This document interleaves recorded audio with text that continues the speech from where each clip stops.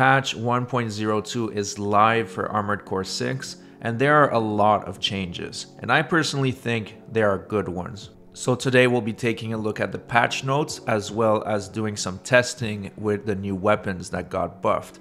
Now, first of all, I want to address the elephant in the room. There is a little bit of a confusion online about if this patch affects multiplayer because of the wording that the official Armored Core Twitter used, and I can confirm that these patch notes do affect multiplayer. I went into a PvP match and I could see that the ammo for the weapon was adjusted to the new amount, so I just wanted to clarify that these changes are for the entire game, not just PvE. Alright, so let's get started with the patch notes. So the meat of the update is that they buffed a lot of the kinetic weapons, the burst rifles, assault rifles, and also the machine guns. So first of all, we'll be taking a look at the Ransetsu and we'll see how it's performing now. So they increased the attack power and rate of fire as well as decreased the reload time. Now that's still not a weapon I would use commonly in my builds, but it's good to know that they buffed it.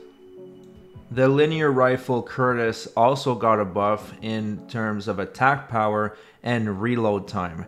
Now this was already a decent weapon, so it's good that it got a buff, because when it comes down to it, none of these weapons can match the Zimmermans or the Gatling cannon. So instead of nerfing the OP weapons, they buffed all the other underperforming weapons, which I think is a great idea. The Turners also got a buff. They got a buff to projectile speed as well as faster reload times. That's definitely going to make them more viable, although these assault rifles is still definitely not something I would use, but at least it's more viable, especially when you're playing the beginning of the game and you don't have that many options. It's good that these standard weapons are getting buffed. Now the Scudder also got a buff. It got the projectile speed increased to 135 and the reload time was massively decreased from 3.2 to 2.4.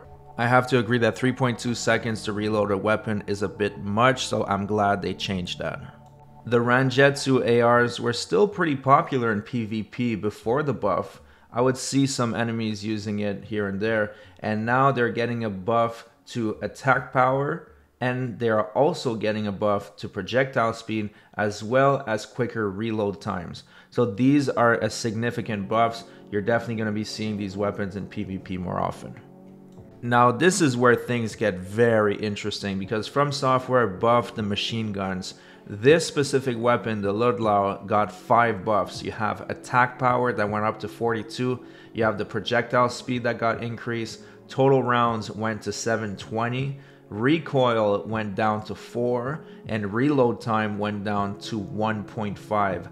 Now these weapons were already extremely viable, but they were a little bit low on ammo. But the fact now that they buffed all of these factors, you're definitely going to be seeing more of these. And I really like the machine gun, so I'm glad that they buffed it. It allows you to make light builds viable, so that is a very good change. The Chang Changs also got buffs, and it went from attack power from 32 to 39 plus projectile speed. The total round was increased to 990 and the reload time was decreased to 2.2. So they didn't change the recoil, but the recoil was already pretty low on these weapons. Now these weapons are so good that I was able to win a duel by just using these 2 weapons without having any shoulder weapons. Now the enemy wasn't the best, but it just speaks volume that these weapons are actually extremely viable. I still enjoyed them a lot before the buffs, but now it's going to be even better if you're using these weapons. The last buff is for the Etsujin machine gun, and it went from 40 times 4 to 46 times 4 when it comes to attack power, a higher projectile speed, more total rounds, and a lower reload time. So I'm not very familiar with these. I haven't used them much, but it's really good that they buffed all the weaker weapons across the board. And also the ammo. It was really important that they buffed the ammo, because some of the longer missions, if you were using submachine guns, you would run out of ammo pretty quickly. Also, they did adjust certain attacks performed by the enemy units Balteus, Sea Spider, and Cell 240. Now, I can confirm that these are nerfs. These are definitely not buffs. From my understanding, the Balteus and Cell 240 got some nerfs on some of the most wicked attacks. And the Sea Spider got a nerf to its massive defense because it is a pretty tanky boss compared to other bosses. Now, I didn't want these nerfs, but I guess some people got filtered too hard by Balteus, so From Software made some minor changes.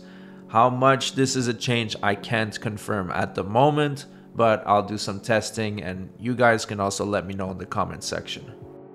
Now, there was also a wide variety of bug fixes. They fixed a bug that prevented certain weapons from dealing damage to the boss of the mission, Destroy the Weaponized Mining Ship.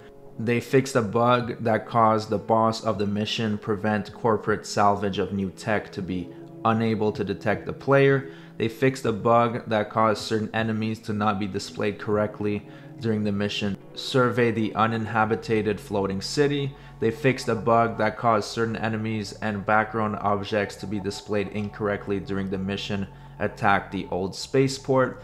They fixed a bug that caused vertical missiles and certain coral weapons to deal unintended amounts of damage, and they improved the camera controls when spectating online arena battles.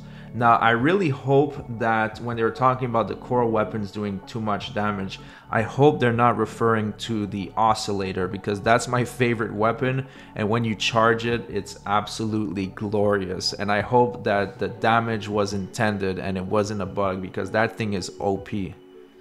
Also, they improved camera controls when spectating online arena battles. They fixed a bug that caused the punch animation to not be displayed correctly on the opponent's screen during online arena battles.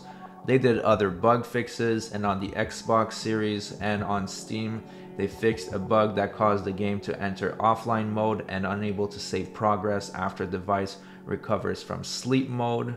And on Steam, they fixed the text displayed on screen after selecting quit game from the system menu on the title screen. And on Steam, they fixed a bug causing certain bosses to be rendered incorrectly. So what do you guys think of the changes? I personally think these are really good adjustments. These weapons definitely needed a buff, and it's interesting that instead of nerfing like how they did with Rivers of Blood and Elden Ring, they decided to buff the underperforming weapons. Now, don't get me wrong, Zimmerman might get a nerf in the future. They said they will be addressing more PvP elements in future patches, but I think this is a great start to balancing Armored Core 6. Personally, I absolutely love the game. I beat all the 3 playthroughs, did all the endings, I collected all the battle logs, and I'm slowly working on S-ranking all the missions. Now, Lies of P is about to release in the next couple days. I'll be working on that. But let me know what you guys think about this in the comment section. As always, thanks so much for watching, and if you found the video informative and you enjoyed it, please do consider subscribing to the channel. And I'll see you guys on the next video.